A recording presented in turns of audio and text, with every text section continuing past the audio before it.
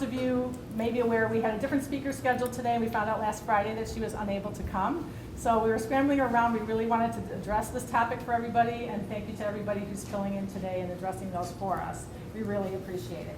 We're going to start off with an overview of day services, just kind of what they're about, where they're going, and then go into talking about 3 specific day service programs that are in our area: Clearbrook's Choice program, Center for Enriched Living's REACH program, and Pursuit. So we'll kind of flow into the others. So Emily Fensel's going to start off. Let me find her. Okay, she's the Director of Day Services at Clearbrook, and she has been with Clearbrook for almost 9 years, has assisted with opening up a number of new day service sites. Emily currently oversees a number of programs, including Choice, which she's going to talk about today. Choice focuses on a person-centered, person-directed approach to services that include volunteering, social and leisure, employment opportunities for those who are interested, and community integration. So please help me welcome Emily Fensel. All right, well, good morning. Thank you for coming to see us all. We're excited to be able to show you kind of what we do and how we help create kind of that innovative piece for individuals. As Linda said, I'm going to touch a little bit on kind of the day services portion right now and where the state is at in terms of providing this person-centered, person-driven program that they keep talking about.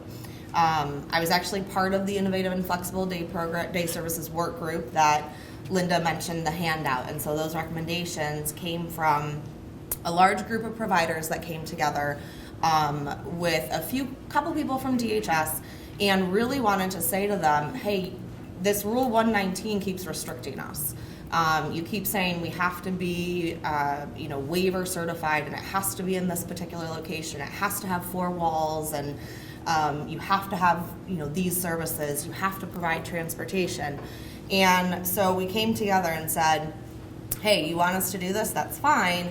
You have to change the rates. You have to change the way you use funding codes. You have to change the way you provide service, or you give us the money to provide services. So we really looked at the overall day services, as well as those individuals who require more assistance, individuals with more medical needs, individuals with more behavioral needs, individuals who may just not want to be in a program, and really asked them to look at the different ways they could help with that. At this point in time, we don't know where those recommendations went. So kind of welcome back to Illinois, reality check. We spent months doing this and sent them off, and we're not really sure if they're floating in kind of DHS land. That being said, those providers that still feel kind of that drive to help provide these services begin thinking outside the box. And so Pursuit, which they'll talk about kind of this joint venture between 2 different agencies and how they can come together and create a program for individuals. Choice was another way, very community-based, and I'll focus on that in a little bit, as well as different programs that may not be Medicaid waiver service providers, but are still out in the community. So people who really want to think outside the box, keep moving forward, and really look at those services for individuals. Right now, we are waiting for the adult waiver to be approved. There's been some recommendations that have come out.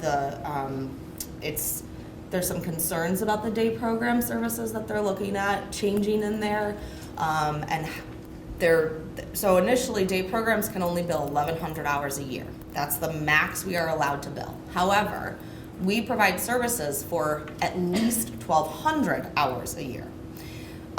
So we lose money on the back end of things. And so we've been advocating that we are allowed to bill for those 1,200 hours a year, or for actual attendance of individuals.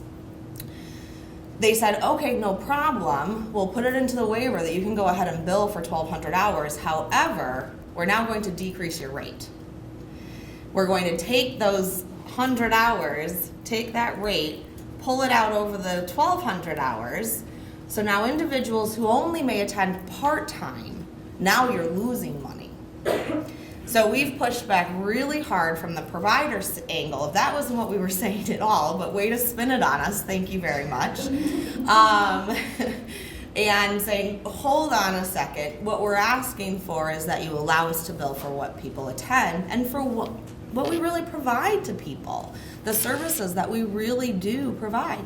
So that's one aspect that we're kind of struggling with right now in terms of the adult waiver being renewed and the Medicaid funds. As some of you may have heard as well, there's this look at kind of block grants for Medicaid, which would not be very good for our individuals at all. So that's kind of on the table. So there's a number of different pieces that we're really trying to push with the state in terms of saying, we hear you that you're in, $13 billion in debt. You keep telling us we have to provide services, so something's got to give somewhere. We have to be able to do this in a way that meets the needs of our individuals. Thankfully, the DD providers are being paid right now. The Equip for Equality sued the state and said, you receive dollars back from the federal government for DD services, so you need to be paying your providers. So thankfully, not on time, but we're getting paid. Mental health providers are not being paid. They have not been paid since July of last year. And that's a huge hit to people. They're not taking any new people. There's people without services. There's agencies that have closed.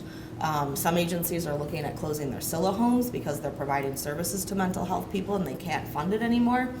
So it's really about getting your voice out there, being heard, and really pushing the envelope. Part of my job and part of what I enjoy is thinking outside the box, and I have a number of different people in programs where it's not your kind of 9 to 3, 5 day a week. You have to come here and do the same thing that everybody else is doing. Clearbrook's goal is really to start looking at downsizing the large sites.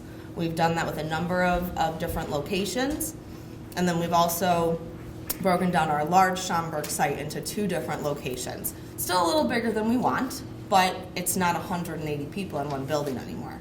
And so that's really where kind of Clearbrook comes from, is really looking to meet the needs of those individuals that are out there that aren't looking for the same type of, I'm going to do piecework for 6 hours a day, 5 days a week.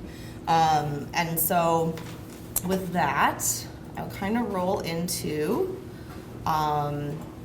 my presentation specifically to Choice. So Choice was developed about 4 years ago.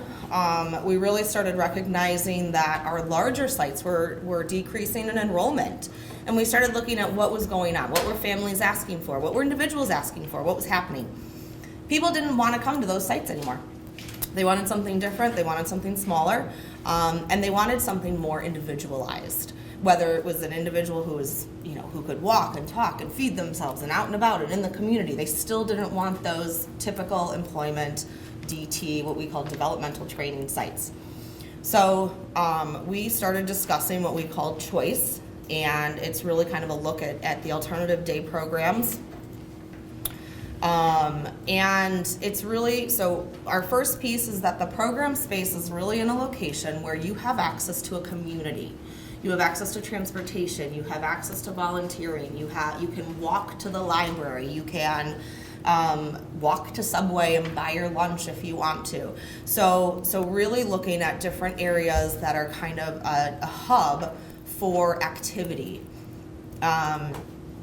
And really looking at then the person. So we use, and I'll show a little picture later, but we use a self-discovery tool called the personal exploration process.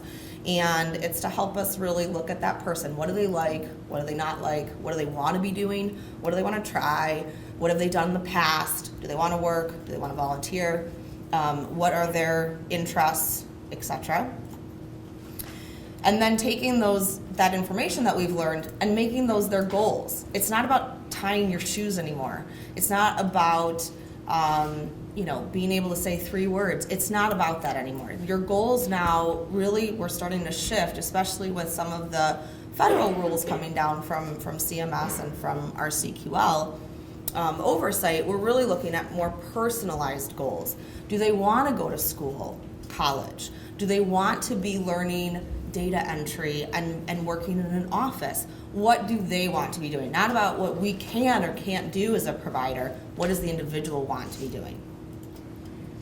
And then going into the community, just like you and I do, and we go buy coffee at lunchtime right afterwards because we're tired.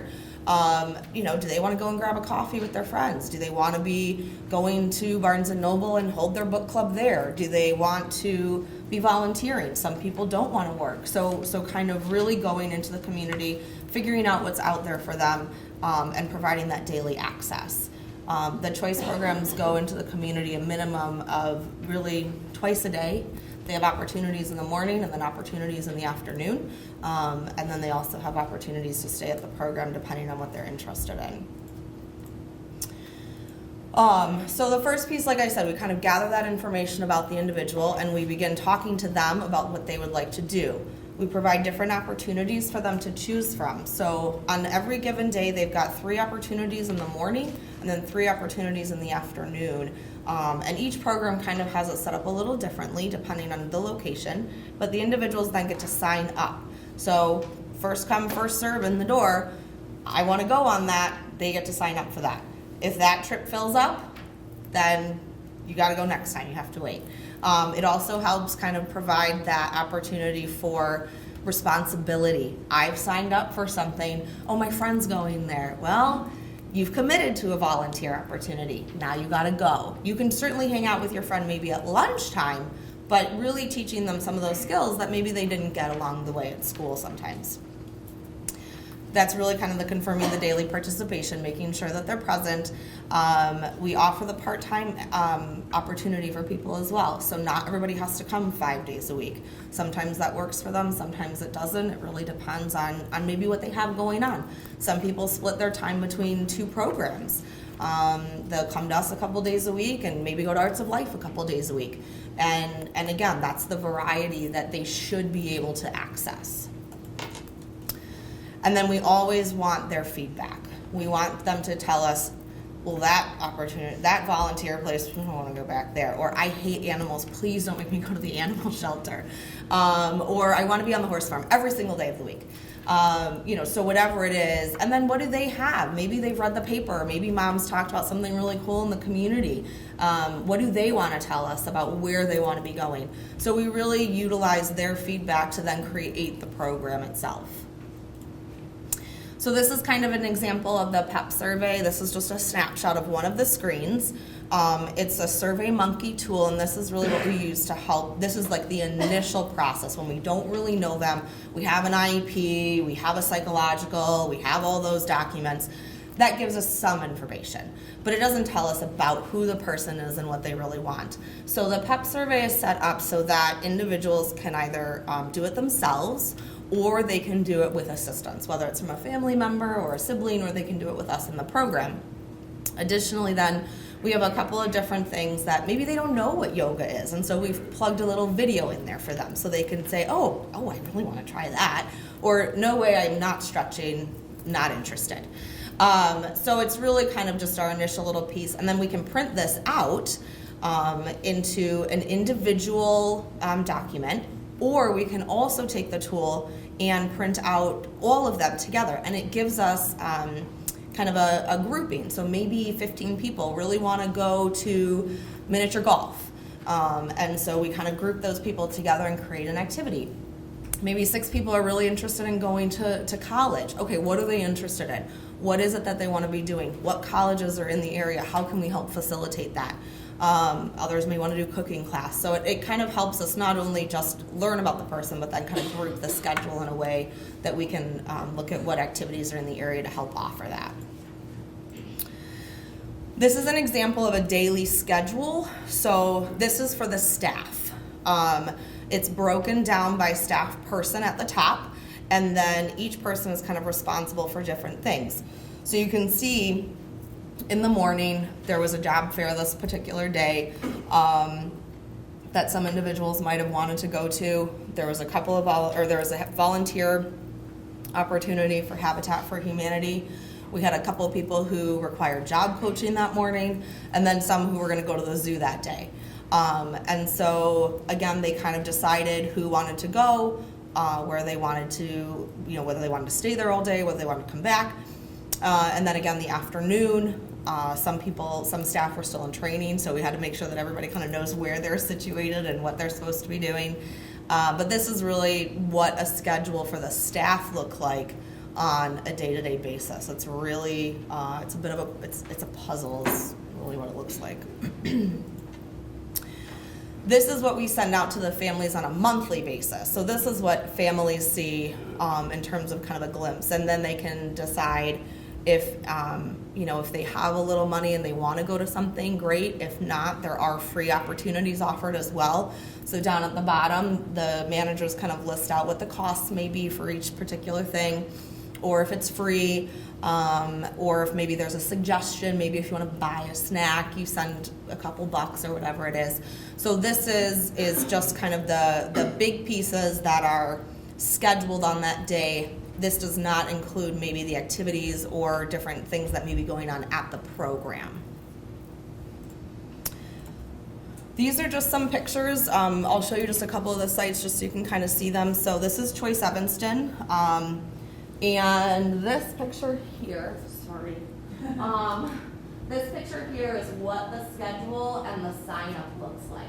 So the chalkboards change every day, and then on the other side where the picture frames are, you've got the morning and the afternoon, and so then they can sign up. Individuals who need assistance, staff come over with them and they say, hey, what do we have? Let's see what we've got.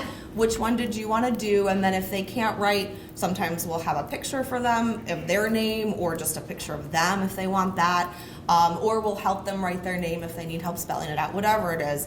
But this way they really get to say, no, I want to go here. It's not anybody telling them they have to go somewhere.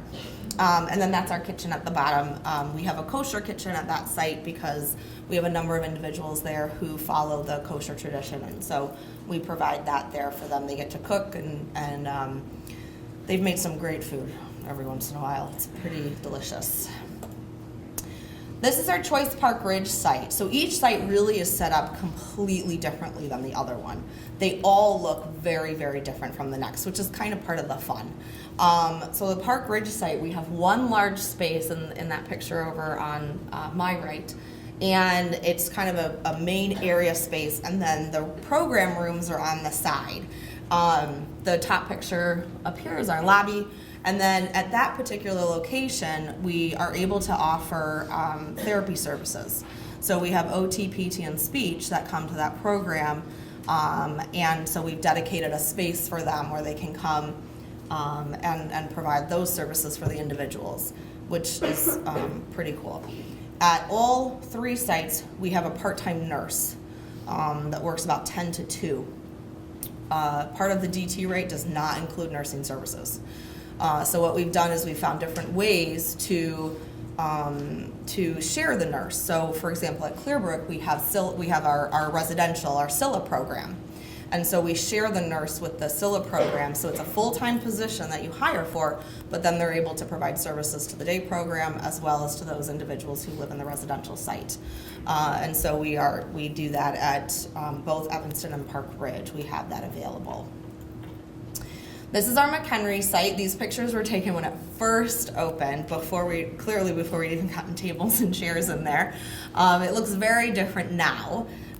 It's much more full of life than the picture in the middle there. But again, you can see kind of this large open. Yes, we're next to Joseph's Marketplace. If anybody's familiar with Crystal Lake, apparently that is the place to know is Joseph's Marketplace. We are right next door to the Irish Boutique. That's the other landmark I have, because the address gets people lost all the time. And so I just say, look for Joseph's Marketplace and you will find it. So this picture with the large main area is taken from the front of the building looking back. And we have a couple of program spaces in the back. So we've created a sensory room for individuals who may need a break, may need a quieter, darker space to be in. We also have a couple of small rooms where individuals can be pulled out and do small groups with staff, maybe a 4-to-1 ratio or something along those lines. And then the main area is set up kind of with different tables for individuals to be working on maybe groups, or if they have like a gardening class, then they'll do that together. So we're able to really move the tables and chairs around to how we want it to look that day. So we have that flexibility. This is the back entrance. The individuals come in through the back and they each have a cubby and a space to put their items and places, so they all kind of have, if they want to go swimming and they keep a towel there every day or whatever it is, they've got things that they can keep their personal belongings in. So those are just some of the things that, I know there's other presenters, so I'm sorry if I talked really fast. But we have the choice programs and we have some alternative day programs that I oversee as well for individuals that really can't go to day programs at all. And they have a program that's really run out of their home environment. And it's a little more challenging, requires a lot of work to get the funding, but it works for them. And so I oversee those programs as well. So in terms of creativity, it's one of the things that I think I enjoy the most about my job, probably. So, any questions? Linda? Can you talk a little bit about the vocational piece, the paid employment piece? Sure. The option for that? Yeah, so part of what the choice programs offer is the employment opportunities. So we work with our community employment services program for those individuals that have expressed an interest in employment. We offer the job coaching piece as part of the program. So the staff do the job coaching for them in the community once they find a job. So the community employment services, we have a job developer. He meets with the individuals, gets to know them. If they already have resumes, if they already have something that they've been doing, or in their transition experience, there's some different things that they've done that they really want to turn into a paid employment position, then our job developer works with the community to figure out where those opportunities may be. Some individuals just need 30 days of job coaching, and so they just require that initial piece, helping them get comfortable, and then the employer can usually support them with the supports that are already in that site. And then we have those who may need one-on-one job coaching, maybe forever. So there's ways for us to obtain that funding as well. And then there's individuals who are in where maybe there's 3 or 4 individuals in a site, more of an enclave type setting, and there's job coaching for that too. So it just depends, but again, we kind of look at who's looking for what and try to pair them up with the best opportunity for them. Linda. That's okay. So Park Ridge, Crystal Lake. What's the plan for this area? That's really far. Those are both really far for us. Yes, I've heard. Yeah. From Barb. What do you got for us? So I actually received some information the other day from Miss Laura Fine over here about the number of individuals just from 2 schools that Laura works with who are aging out over the next 3 years. So I'm planning on bringing that to the table to discuss with my boss and our CEO, kind of, do we have any plans to look at this area?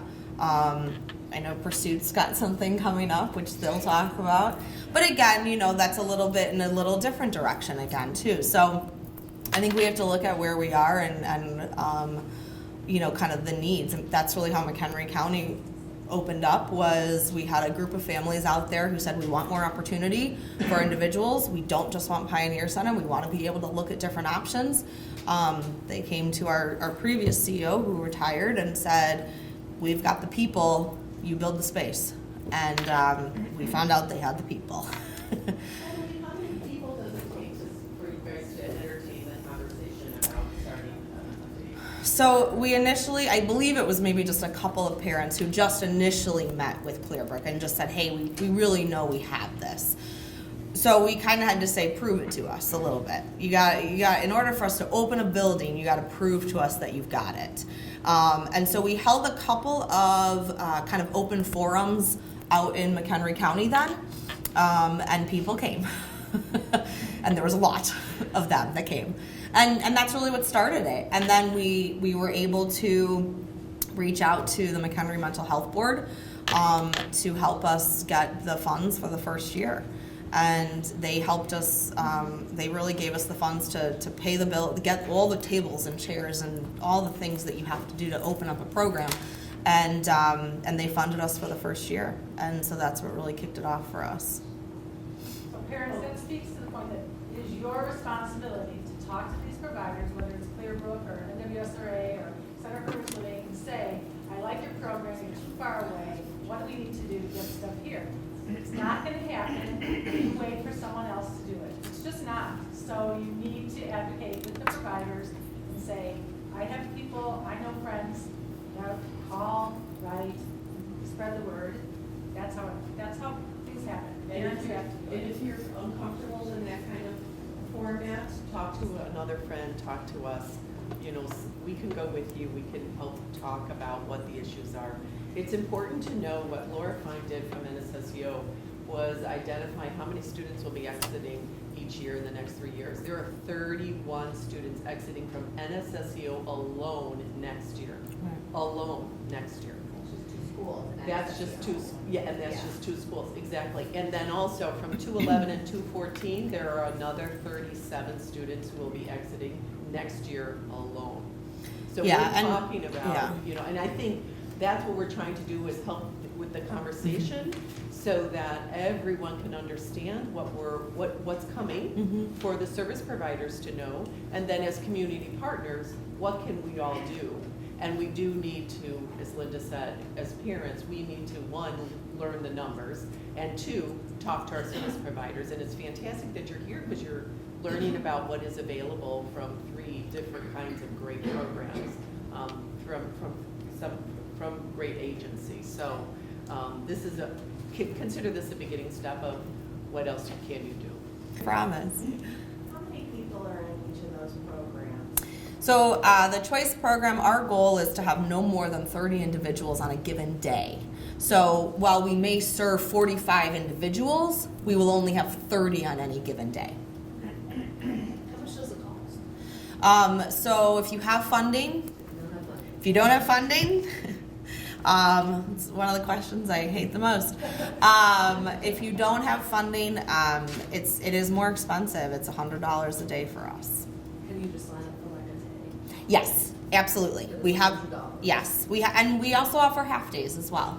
So we have some individuals who only come maybe 2 half days, and sometimes it's 2 mornings, sometimes it's 2 afternoons. Again, it depends on the person and what works for them. Sometimes it's 1 full day, it just depends. But yes, we do offer half days and it can be part-time. Yeah. What is the funding for if you have the home-based services? So if you have home-based, then we bill the home-based, we bill DHS, but those funds will cover a day program as an adult. It will cover a day program, it will also cover your case management, and then it will also assist in making sure that you still have services available for the in-home supports that you have as well. Is everybody connected to Community Alternatives in this room or your past agency? CAU, PONS, everybody's, okay, just making sure. Anything else for Emily? I think you're gonna sing around for a little bit, but I know you have enough. I have a training that I have to do. Okay. No? Okay, thank you.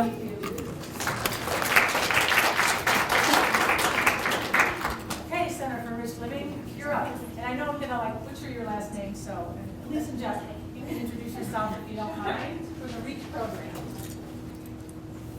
Hi everyone. Has everyone here heard of the Center for Enriched Living? I see a lot of familiar faces. So. I'm Elise DeRoulet, I'm the REACH program manager, and this is Jess Bonnet, and she is our lead instructor for the REACH program. All right, there we go. So our mission at the Center for Enriched Living, CEL, exists so that people with developmental disabilities can be fully included into the community, achieve personal success, and enjoy a good quality of life. REACH is a unique program for adults with developmental disabilities. Some of the things that we strive for are for all of our members to learn, grow, connect, achieve, and thrive. Something about the center is we consider all the individuals to be members. We consider ourselves our own unique community. In the beginning, REACH was born in August 2009 when we saw a need for different options for adults to experience life after high school. We began with only a handful of members a few days per week. I think we originally started with 5 and just 1 staff. Now we currently serve 47 individuals, an average of 28 per day, and we have 12 staff. What do we do? So REACH is a community-based program. Our members spend about 70% of the time out in the community. We have over 20 community partnerships, including the Marriott, the Botanic Gardens, the Deerfield Library, Lincoln Park Zoo, Feed My Starving Children, and Core Power Yoga. Our programming is a mix of volunteer work, skill-building activities, and recreation. So maybe Jess can go into some of the activities more since she is out with the individuals. Yeah, so today there was a Meals on Wheels group where they partner with CJE, and there's a group of members that go out. They love delivering meals. They give them birthday cards as well. And for one of our individuals who had a birthday, one of the men that they deliver meals to on a regular basis actually put a card together for him and sang him happy birthday. And so we have a really good bond with a lot of our community members. Yeah, Feed My Starving Children is awesome. I don't know if anybody's ever heard of it. They love going there and stickering the bags. We haven't packed food yet, but it's something that they definitely want to do, so we're looking into doing that as well. The Teddy Bear Project is in Chicago, and they go and they pack teddy bears for children in hospice or cancer patients and things like that. We go to a couple different food banks. One is Northern Illinois Food Bank, and then we go to the Elk Grove Food Pantry. We're starting to expand our volunteer opportunities out this way because we are planning an expansion out into this area, somewhere between Schaumburg and Palatine. So Elk Grove Food Pantry was one of our first projects out here. We're also going to be expanding out into Feed My Starving Children in Schaumburg. We also have skill building opportunities, so some things that happen in the center as well as out in the community are job skills, janitorial training, instructional cooking, social class, and sign language. And those come from what our staff are good at, what they bring to the table, and also what our members want to see. So what are some things that they want to learn throughout the day? That's kind of how sign language came into play. Just to add on that, we actually have we'll touch base on it a little bit, but we have something called Reach Out, where it's kind of like a member alliance where our members get together a couple times a month and they tell us what we can do better as staff and what they want to do as well. So that's another class that we have. Mm-hmm. We do like to throw recreation in there too. So we have classes like sensory art, basketball, horticulture. We have all-day museum outings. We really try to take advantage of all the free days in Chicago. And in the summer, we even go up to Milwaukee some days. And then swimming is something we do 2 to 3 times a week. So here's just a couple pictures of some of our members. We do a lot with the Deerfield Fire Department. So in the middle there, they went to the firehouse and they cooked a meal together. We got a young man doing some exercise on the treadmill. This is Marriott cleaning, and then this middle one down here is at Wagner Farms. We go and clean at Wagner Farms 2 times a week. Yeah, we have a great relationship with the Marriott in Waukegan. So we swim up there, we do cleaning up there, and they even come and volunteer with us sometimes in the center. So some more things. Yeah, a few Might more see pictures. some familiar faces in that Yeah, picture. there's Miss Catherine Ricketts down there playing some tennis. So cooking, pet therapy, the Chicago Auto Show we recently went to, which was really fun. That's from our annual Chef's Night. So more Deerfield stuff. We have a community day every year. I don't know if you want to talk a little bit about Sure. Community Day is something where we have people from the community come in and set up booths. This one is the fire department, obviously, but this year we're going to get the Deerfield Police Department as well. They actually reached out to us recently and said that all the information that's given to the fire department about any behavioral issue or medical issue that might come up with their son or daughter, they don't want to share it with the police. They're not feeling very trusting of the police at this point in time, so we're going to help them and have them have a booth at Community Day so that they can really reach out and get to know these families in our community. We also have been doing first responder trainings with the local fire and police departments in the area. And that's something we do on a regular basis. Again, we stress independence at the REACH program and helping each other. So you can see here's Joe, and he is helping one of our members, Brian, navigate through the Lincoln Park Zoo.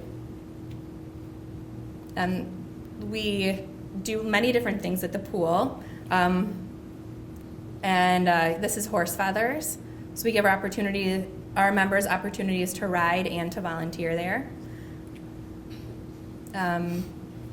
One of the great things about the REACH program is that our staff are about the same age as the members who are there. So we really all feel like peers. We have shared interests and hobbies, and we have a lot of good camaraderie. We're like a big family. Here's our instructional cooking class. Oh no, there it goes. This was at the Schaumburg Boomers game. We try to go there at least 2 or 3 times throughout the summer. Horse feathers volunteering instead of the riding picture you saw just a few seconds ago. So we are as unique as you. We also pride ourselves on person-centered programming. So our REACH activities are based on what our members want to do. They choose how they use their time. Each day there are about 3 to 5 activities that they can choose from. And because we know our members so well, we can make a schedule and we can put them on. But if they get to the center and they say, I don't want to go swimming today, I want to do sign language, then it's something that we talk about and we rearrange. Every day at REACH, a member works on their individualized goals. We get to know them and help them set their achievable, measurable goals.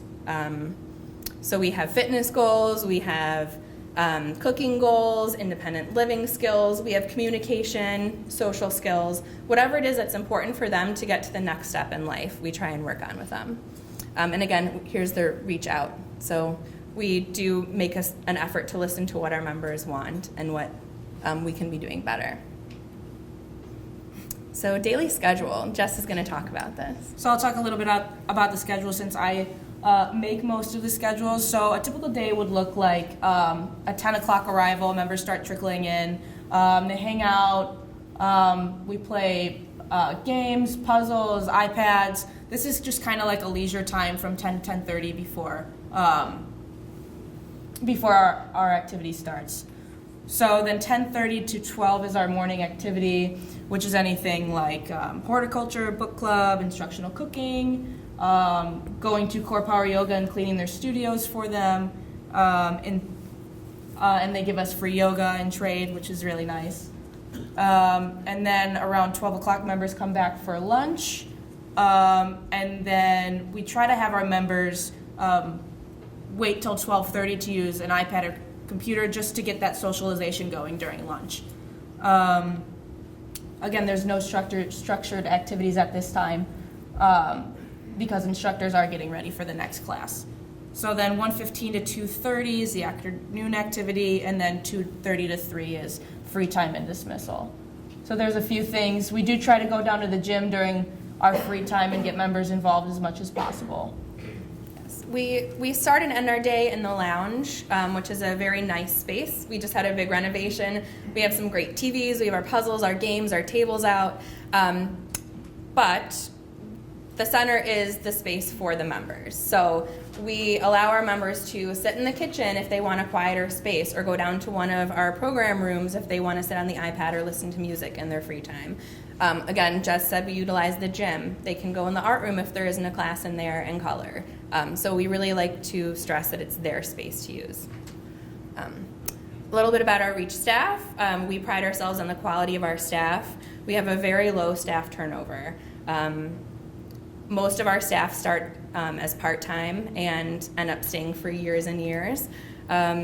We have many staff who've been there 5 or 6 years.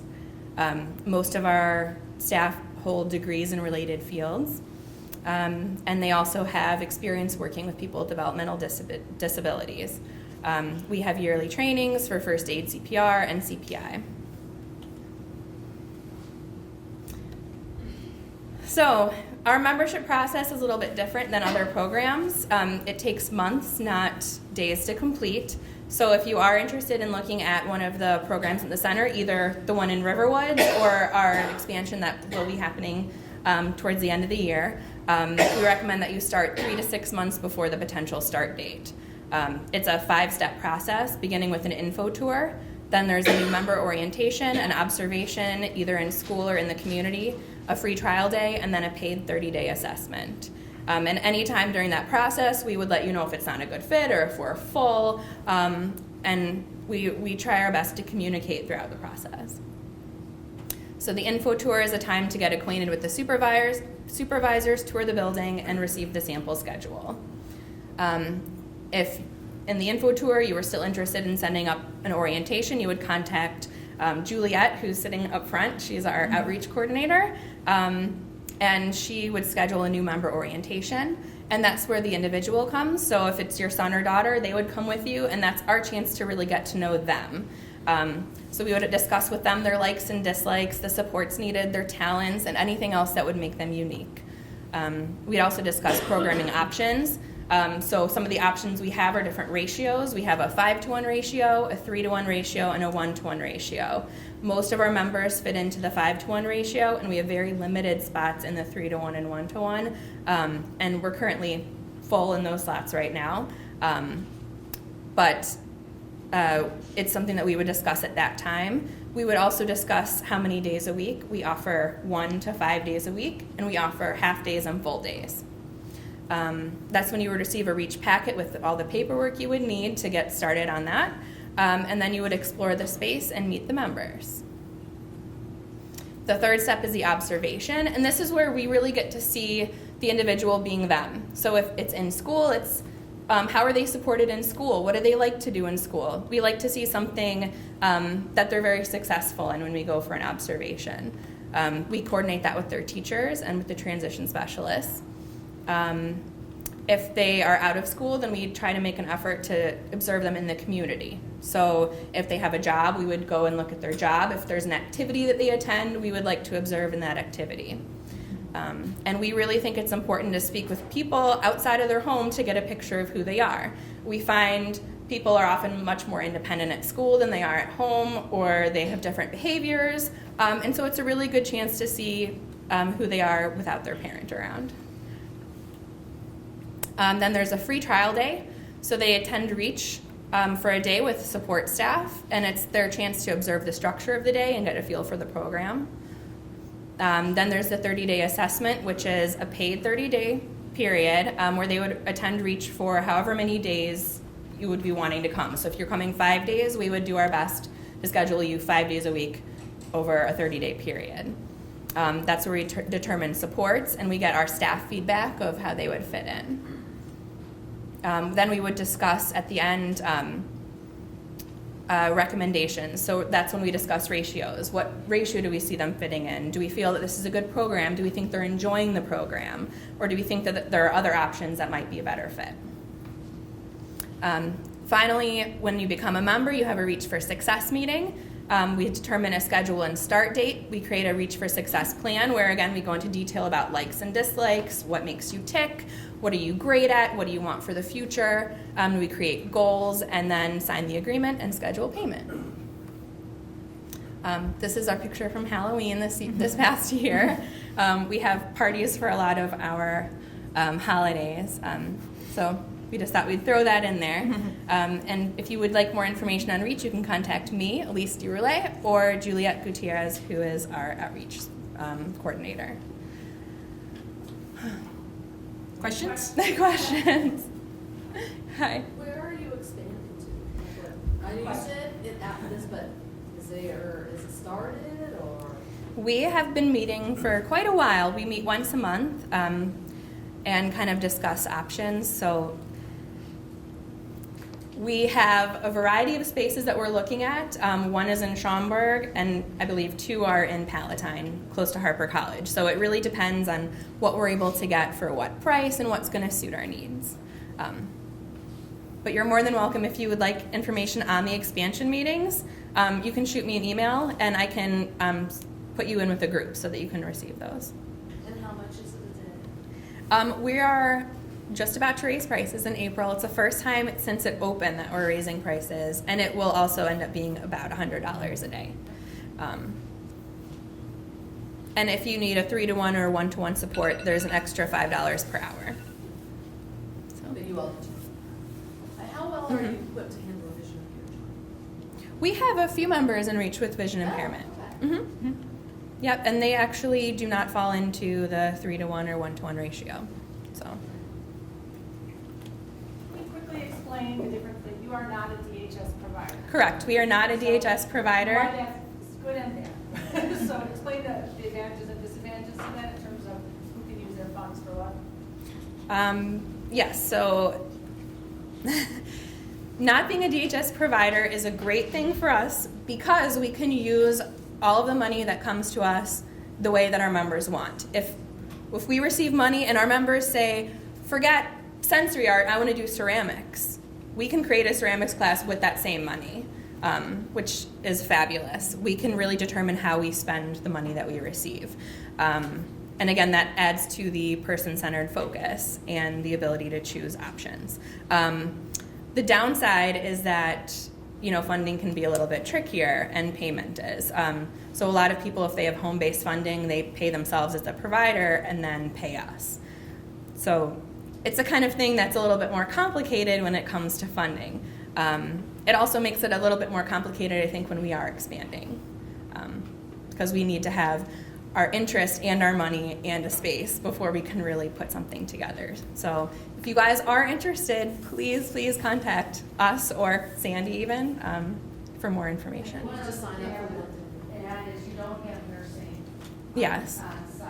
However, we do give out medication. So it's something that we can do. We wouldn't do something like Diastat. So if seizures are an issue, we can't administer Diastat, we'd have to call 911. We do have a young woman who needs to be cathed throughout the day, so that's something if your family is comfortable with, we can be trained by a nurse and then do ourselves. So we do have options. But I'm sorry, I didn't mean to interrupt you, Sandy. No, I wanted to bring that up. Yeah. That comes up quite a bit. Mhm. As far as you don't have an on-site nurse, but you do pass medication for Right. And you can sign up for just like 1 day a week. Mm-hmm. Yep. And we have people who just do half day or 2 half days. If there are 2 activities that they like, that's what they come for, and they have the social experience. Yes. Can you touch a little bit on your employment options Sure. program? Yeah, we have a very young employment opportunities program. It started about a year ago, and the employment opportunities manager is David Zimmerman. We are currently working with our families to see what need is out there. We have a few DRS contracts with North Point. But then we also have a private pay job coaching as well. We found that it's taking, 3 to 4 months just to get paperwork through with DRS, and so some families kind of want the process started a lot sooner. So David will work with people individually to develop resumes, to see what kinds of jobs are out there. He frequently does tours where he'll say, let's check out a grocery store. What is it like to work in a grocery store? Let's check out a salon. What does it look like to work in a salon? Here's CDW. It's one of our community partners. Let's see what they have. What do they do at CDW that you might be interested in? So he can do that, or he can actually be a job coach on site. One of the cool things about the program as well, since we do offer half-day options, is if someone wanted to have a job for the morning and then come to Reach in the afternoon, that's a possibility. Or if someone wanted to come in the morning and work in the afternoon, that works as well. I think you're going to stick around, right? So if there's more questions after you can do, but I want to introduce our last 2 presenters. I don't know who all is coming up from you guys, but it's a pursuit program, the NWSRA Clearbrook Collaborative. So we'll get Steve up. My name is Andrea Griffin. I'm the Superintendent of Recreation at Northwest Special Recreation Association, and I have Liz with me.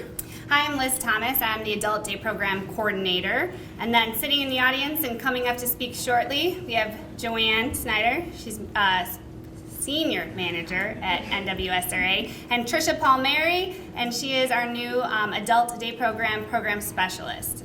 So we're going to take a few minutes here and talk to you guys about the Pursuit Adult Day program. The Pursuit Adult Day program is a collaborative program between Clearbrook and NWSRA.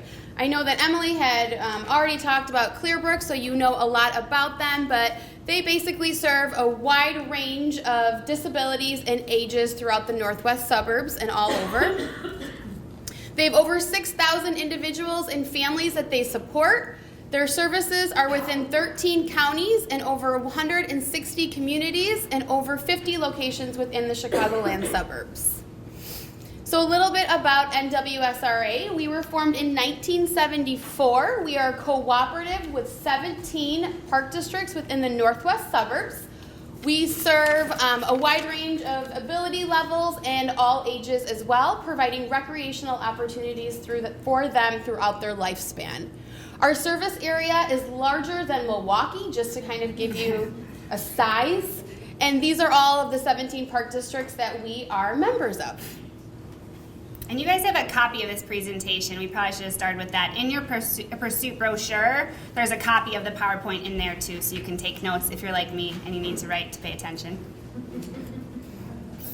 So a little bit about our services and programs. NWSRA serves over 6,000 individuals annually. We have over 13,400 registrations annually. We have 450 plus individuals that access inclusion services within our 17 member districts. And we provide over 2,000 inclusion supports or opportunities throughout those member districts as well. There are many different models out there that the special recreation associations have. So there are 33 special recreation associations in the state of Illinois, and the state of Illinois is the only one with special recreation associations. Many of them have created their own day programs, and these are some of the models that they typically follow. So it's just the special recreation association that has that program, and they typically offer full day, drop-ins, or a couple days a week.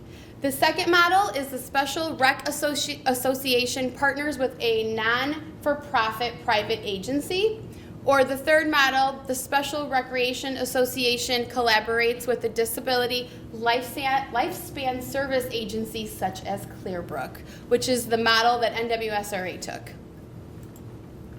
There are lots of pros to collaborating with Clearbrook. These are only to really name a few. So for the efficiency, we're able to expand our resources. We have 2 strong agencies within the communities that are well established that can provide resources together for sustainability. We can increase opportunities. We can effectively manage the costs of the program, strength and staff to enrich the services. We have staff from the Clearbrook side and we have staff from NWSRA side. There are certified therapeutic recreation specialists as well as certified park and recreation professionals. So we have all of our full-time staff that oversee the program. Trisha, Liz, Joanne, and myself are all either CTRSs or CPRPs. So we take pride in having a certified staff from the recreation and the park district side of things on site. We also take on the therapeutic recreation model. That recreation is really a tool in giving someone the strength to be active and important members of their community. We are able to take Medicaid waiver funding as well as training. We have lots of training. So our staff go through weekly trainings, then they do seasonal, annually, prior to even becoming on with us, they go over 80 hours of training before they're actually in the room. We are also a state recognized program and follow state regulations. All right, so what is Pursuit? So Pursuit is designed to meet for individuals 21 years and older, creating rec and leisure opportunities. So that's what we do best at NWSRA. That's what we take pride in. So we kind of stuck with that model. Improving health and wellness, teaching life skills, self-advocacy, and community integration. That is huge for us. This is why I always tell people, if you want to stop by for a tour, it's not that I don't want you just to stop by, but there's a good chance we might not even be there. And then I get notes on my door that are like, where are you? And I'm like, community integration. So always definitely reach out and schedule something.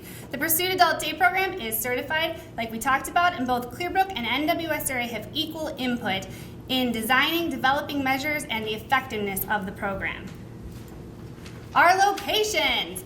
Drum roll. So, Pursuit Rolling Meadows and running. We've been open for almost 3 years, so it's really still pretty young when you think about it.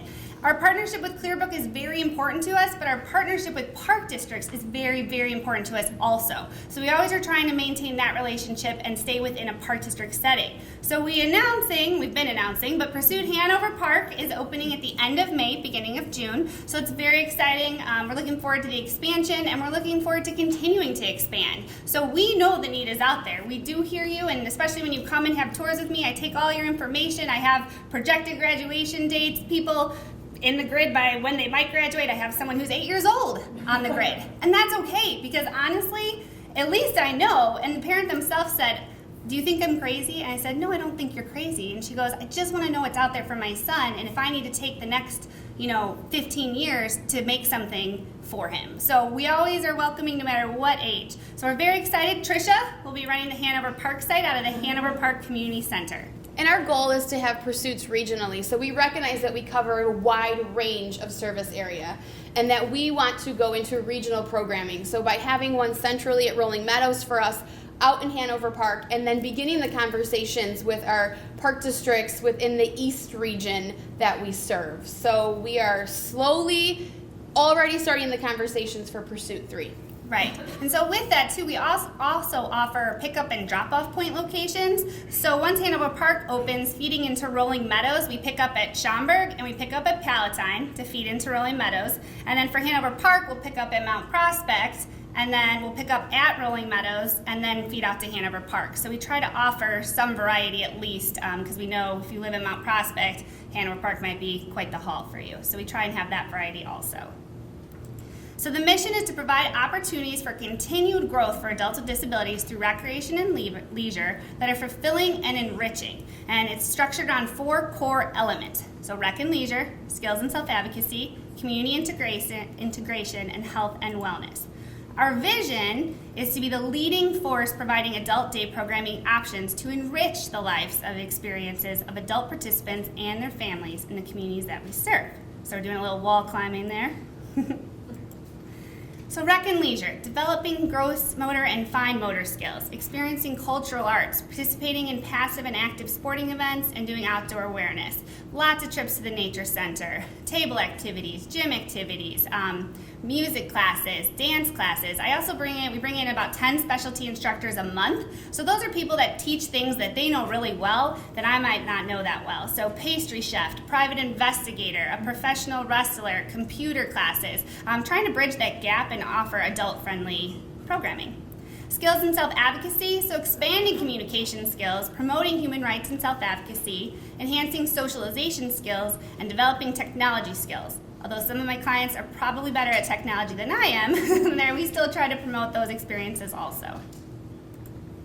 Community integration, we talked about this, is huge for us. We participate in a lot of different volunteer work. We also volunteer for Meals on Wheels because there's such a huge need for it, and our clients absolutely love doing it.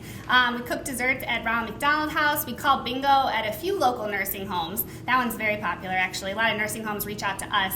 And then we sort donations at a PADS homeless shelter. And then our recent one is we've been partnering with kindergarten classes and going in and reading books to them and teaching them sign language. So also group outings and activities, lots of different places. You have a schedule example in your handouts, and Joanne's going to go over that. Exploring community resources and gaining vocational skills through those volunteer experiences. So community integration is extremely important to us, being that we are parks and recreation and that we are in the community. So it is important that we have all of our pursuit programs within our member park district facilities, so that way you walk into that community center and you see individuals of a variety of ability levels. You see seniors, you have your preschoolers, you have your moms and strollers coming in to take yoga and drop their child off in the daycare center. We pride ourselves on truly actually being in that community and really bridging the gap between all different types of people that live within the community and having that diversity. Right, because that helps with awareness too. You know, sometimes we were in the newspaper and the senior citizens were the first ones to bring me down all the different cutout copies of the newspaper, and we're like, we knew you were doing something down here, you know, and stuff, so it does help with the awareness too. Health and wellness, so setting and maintaining fitness goals. Being a part of the park districts, we're able to use their fitness center, so that's fantastic. Encouraging healthy eating habits, developing a positive body image, learning to cook nutritious snacks and meals, and promoting a balanced lifestyle. So eligibility for the Pursuit program. Admissions is continuous throughout the year, subject to availability, and admissions goes through Clearbrook. Participants must be 21 years or older and have a disability, and once again apply through Clearbrook. We do an assessment. After the assessment, we do a 2-week trial in the room, and this is where we really see if we fit you and you fit us. Program size and staff ratios. The Pursuit program serves up to 20 clients a day. Currently, we have 35 clients that make up the whole week that we have. Staffing. The budget determines the amount that can be allocated for staffing, so it's a predetermined budget prior to going into the program. Clearbrook and NWSRA look at the maximum number of clients that can safely participate within the program and maintain financial stability. The Pursuit staff work closely with families to determine what the need is of each individual client, and then throughout the day see if they can fit within our current staff ratios, understanding that at one point in the day you might be more of a 1-to-1, possibly bathrooming, and other parts of the day you might be able to function in a 1-to-4, 1-to-3 ratio. In order to make that easier, you've got the handout here with the entire presentation, so you can take your notes, you can ask us questions after. Plus, we brought all of this because I don't expect you to remember it. So it's all there with all the information. The NWSRA brochure, we do 3 brochures a year of all of our regular activities that we do. I know a lot of faces I see out there that I recognize that have participated. Hopefully will continue. We provide services for ages 3 all the way through seniors. So we're here for your entire life of recreation, to have opportunities for individuals to be out in their community participating and exploring what they want to do. So we are currently in process of summer. We'll be coming out shortly, but here's your winter brochure with lots of fun things to do. And we didn't put this in your packet, so if you'd like a copy, they'll be at the table, just because it's so big if you didn't want them. Our basic fact sheet about NWSRA. So again, so much information has come at you today, you don't need to remember all of it. All of the information you need to know is on here. So it tells you our mission, our vision, our values, what's important to us, what it is we go about, how much we offer in services. All of that's there. There will be a quiz at the end just in case. So, and it is open book, so you can use it. This one's next. So your pursuit brochure, and Liz said she put the copy of the PowerPoint in there for you. All the information you need is here, as well as our website. Anytime you have questions, please go to the website. The information is there. Try to get as much as you can. Then don't hesitate to call us with your detailed questions, but you might be able to get exactly what you need to know. We put as much information up on the website as possible so that you can always access it and have that information quick at hand. Because I know how my brain goes, and it says, well, you told me that, and I don't remember it anymore. This is what our schedule looks like. So this goes out to families well in advance of each month. It has detailed what our day is like. So the day starts with everybody coming in. They have their own places, get their things put away, get settled, and then we do our morning routine. So we're going to go over what is going on in the news, what is the weather today, and they will pull up the Weather Channel on the smart TV. They will work on reading or finding it. They go up, they put it on our calendar that's on the wall. So they're fully interactive. And how would I start my day? These are things that I could do at home that I need to prepare to go out and to be ready to do my day. So they're learning to do all of this.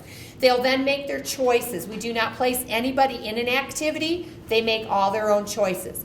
Now the activities have a limit how many can be in each one. So based on that, they may have to make a different choice. Same thing we have to do in our world. But they'll have a variety of activities throughout the morning. They'll have 2 choices. If it's a outing, it may be the entire morning will be that activity. And then again, they'll come back in for lunch together and then pick their afternoon activities. We do 5 days a week, so that each day of the week there's a full day outing that everyone will have an opportunity to go out and do something for the entire day in the community.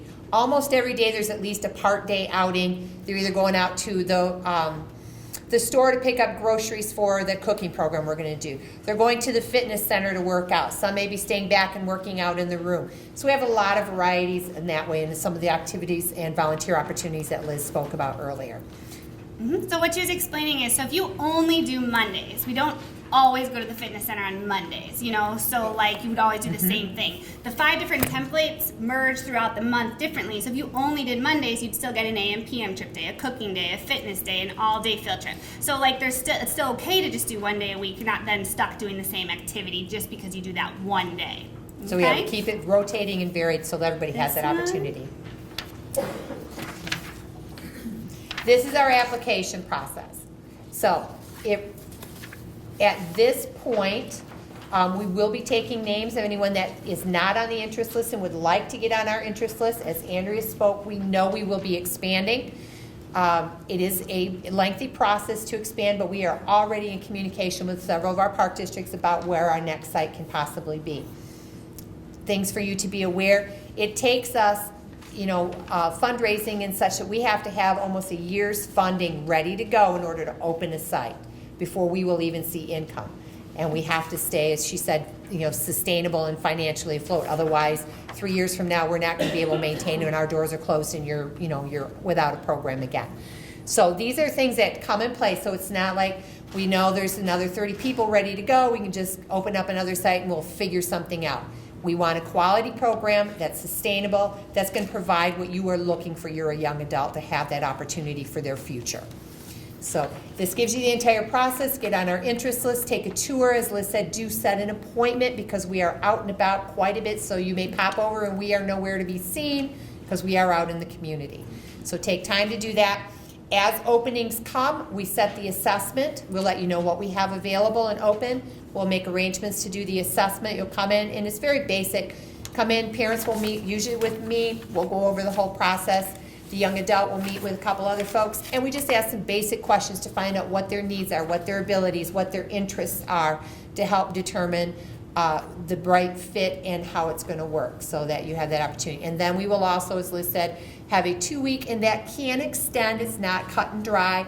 So if you're only doing 1 day a week, we may say let's go for a whole month and do a trial. We want to make sure there's enough time to allow them to settle into this new routine, the new location, the people, and make sure that it truly has been designed. Is this a good fit?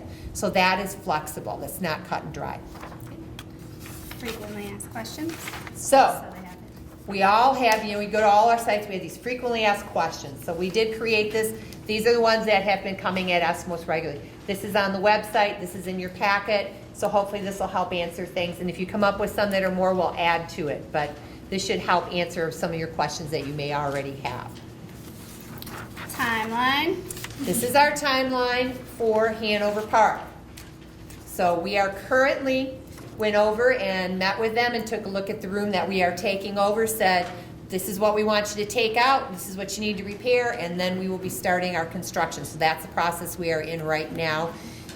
Getting our bidding for our equipment, our furniture, getting the whole layout and design so that we are ready to roll, and then we'll be expanding within that as well as we look forward to the opportunities of other things we can add into the room as finances come in place to be able to do it. But this will give you a detailed layout of exactly what it is we're doing and everything we're putting in place in order to open the site number 2. So this is the little contact card. We didn't stuff those in, but at the end of our presentation, Tricia will kind of be over here at this table. And if you'd like to join the interest list today or set up a tour, we have little contact cards, and we also have our business cards. This is our great pride and joy beyond site number 2 opening up with our adult day program is our snoozling room. So a lot of work and a lot of fundraising was done to create this. It's a very unique program in Illinois. Two. That's all that exists in Illinois, and we have it. So this is housed currently at our Rolling Meadows site, which we use. Both our Rolling Meadows site and our Hanover Park site are not just for the day programs, they are also for our recreation programs. So we do programming out of there outside of the day program time as well. There's stuff in the evenings, all of that. So the snoozling room is a sensory therapy room and is available to our day program adults that are there. It is phenomenal. They were the first to get to use it. Yeah. And we saw amazing changes immediately in interaction and the excitement and the things that they started doing by having the opportunity to go in here and try this out. So if you've not had an opportunity, you can call, set up a tour. We'll be glad to give you a tour. Come and try it out. You are limited to time because when people come in, they don't want to come out. So we give you an end time and force you out. Just giving you a heads up on that because it's very soothing. We've had board members go in and we have a hard time getting them back out. So, but this is very unique. We are looking at putting possibly a small one. We have a area in the room at Hanover Park. We just got to start fundraising and such and doing that and looking at putting a smaller one in the Hanover Park site as well. Perfect. Thanks. Andrew, finish up. So our contact information, it's all in your packet, your PowerPoint packet you have, and like Liz and Joanna said, Tricia will be over here with business cards and the contact cards as well. So we hope that you come and you talk to us and you set up a tour and you at least come and visit us to see what we're all about. Questions? Any questions? Yeah. I always have a question. Oh, sorry. Go ahead. Andrew, you go. Go for it. Yeah. Do you take in out of district kids? Yes. Yes. Yes. Yeah, it's in the brochure to the rates. And why would they not be admitted or not, why you have not in, why would they not? What would- I don't understand. Can you say it Why, again? like, going through your adaptation process, meeting with Arms has to go in, and then you have a not in. If it's Why would- determined, why would you- I understand what you're saying. So basically, the whole assessment and the observation time is basically to find out if we can provide the best services for your young adult. So within the staff ratio that we have, the setting that we have, can we provide for safety? Can we provide good quality programming? Is it and for you to decide also, is it a good fit for your young adult in that? So we are looking as we grow right now. Andrew said we are budgeted with 5 staff per site currently. We've taken a max of 20. We are looking at down the way as we can expand and funding comes in place that we might go to more staff on a site or a lower maximum where we can provide more consistent lower ratio per se down the way. That's something we do know there's a need and we are looking at.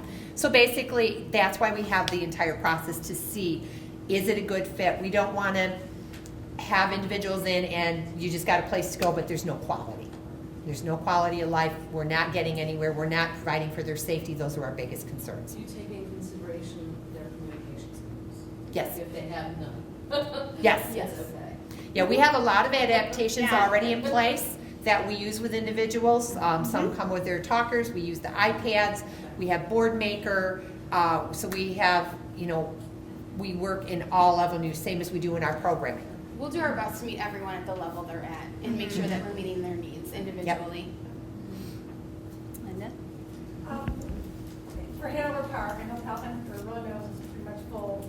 Where are you Well, don't at? say Rolling Meadows is full because it's not. Because individuals from Rolling Meadows are choosing to move to Hanover Park, which will then free up some Rolling Meadows spots as well. So, So we're looking at and we are finding that throughout someone's lifespan, they are choosing different things. They're, going to different programs possibly or getting placed residentially. So there are openings. So the word filled, I understand, but I just don't want you to think that you shouldn't come and you shouldn't see and you shouldn't be on the interest list because Yeah, we're things full change. at that point. Things are always So- changing that we wouldn't even have expected. Individuals get a residential Residential placement, placement does and happen all of a sudden we have an sometimes. opening we didn't expect. So things are always flexing and changing. So But to about finish your Hanover question, Park, yeah. It's like, Yeah. Sorry. Where are you at with Hanover? I'm just curious, do you have a lot of openings still in Hanover Park, or what's? We are just beginning we're just the beginning assessment the process. assessment process. So yeah, people have still been reaching out to us, getting on the interest list, absolutely. And then we just started now looking at the interest list and starting to offer assessments because really that's the next step. Then people do the tour, we kind of get a chunk of assessments through, and then we'll start to kind of plug in as we, people pass their assessments. Yeah. Joanne, you were saying you need a year's worth of funds to get Pretty the close. program started. How much is that, just to give us an Oh. idea? That's not my strong point. Yeah, it really depends. Depends on the partnership. Yeah. Where we're going and So can you access the Coleman Foundation grants for the community? someone else has said something about those grants to us and the beauty Pursuit is exactly the right fit for their day program grants. and the beauty of NWSRA is that we have a foundation. So we have the Special Leisure Services Foundation. And we are very fortunate to have them as they do all of our fundraising and we have a grant coordinator and all she does is grants. So she actually was talking about that grant a few days ago, so I think it's on her radar for Yeah. sure.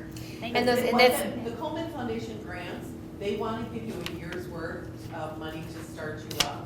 And then they want you to be able to be self-sufficient, which is exactly Right. what you already Right. do. So Yeah. it's natural. And I put that out there, and I couldn't tell you a ballpark, because, as we had to get the first site, and as we're preparing the second site, all these things that we have to do ahead of time of anyone even walking in the door being invoiced or anything yet, we've had to put out extensive amount of funding and such to prepare the room, to get the staff. We will, the time we open, we hope to be already full. Everybody will be finishing their time at that point, making their final decisions as we open. Staff will already be trained and already have been working in the Rolling Meadows site, shadowing. So we'll be paying double staffing for a while, as well as we have to completely rebuild the room and completely outfit it with all of the technology, the furniture, everything that we're doing. And we have to we got to get another bus out there. But once again, that's the beauty of Clearbrook and NWSRA coming together is that we are sustainable. Once we're there, Correct. We're there. There's no additional fundraising needed from families. You just pay your minimum, your daily fee, and that is all we expect. You don't have to bring extra money to do activities throughout the day. It is all built into the program cost, which is $52 a day. $52 a day. So for that $52 a day, you are sustaining within the program as well, and we're not asking for additional from you. That's fantastic. I would recommend to families, if you're interested in any of these programs, even if you're not, I encourage you to go and visit all of them, because you're never going to know if it's a good fit for your son or daughter unless you see it. That's the only way to do it.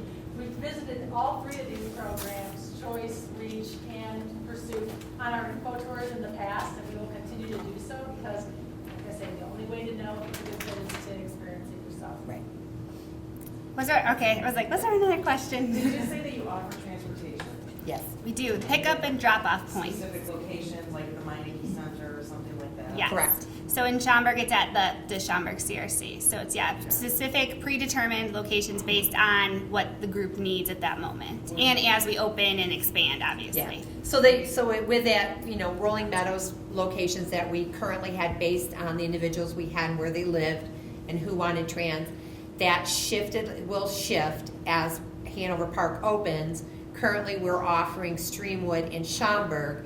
We're not going to go all the way out to Streamwood when we have a Hanover Park site. Individuals either have to come into Schaumburg or decide to switch to Hanover Park. But then we will add a Palatine, so we're catching some of those northern folks that opportunity to come in. But then we looked very carefully with Hanover Park opening the individuals that were on our interest list where they lived in order to provide better services for them and make it more convenient for families, that we are going out to Mount Prospect and back to Rolling Meadows, which we have a lot of individuals, and then out to Hanover Park. So we're pulling from one end and making it, convenient for you. Again, when we open Site 3, all of that may reshift again based on the location of that site. And then people will have the opportunity within that to possibly move to a site closer to their home as well as we get sites in place. You don't have So- to do the transportation. Nope. No, transportation is optional, but it is part of the program. It's part of the not fee, an though. it's not an extra right. fee. It's not a separate fee. Anything else? That's incredible. It's incredible. Yeah, it's included. It's included. Perfect. Well, I think if there's any more questions, we'll still be up here. I just don't want to keep people because everyone's like, it's lunchtime. So Trisha's going to go over to the table here. If you want to set up a tour or get on the interest list today, that's great. If you want to come ask us questions, we'll be here. Thank you guys all for coming and taking that step into looking into what's out there.